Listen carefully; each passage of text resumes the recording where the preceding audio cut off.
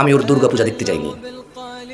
মানে এটা একটা আল্লাহ, এই যেটা মাটি এটা আল্লাহ, এটা সন্তান দেয়, রিজিক দেয়, এটা এভাবে আমি ওটা দেখতে যাইনি। আমার রবের সাথে শিরিক হচ্ছে, ওটা আমি আনন্দ খাই। আমি ছাগলের গোশত খেতে যাইনি।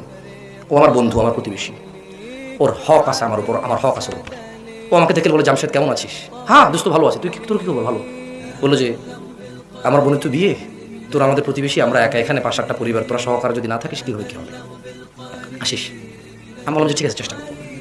আমি যাইনি, হয়তো কোনো কারণবশত আমার অন্য কোনো কাজ ছিল, আমার যাওয়ার ইচ্ছা ছিল, যাইনি। ও আমার জন্য মুড়ি পাঠালো, চিড়া পাঠালো আমার ঘরে।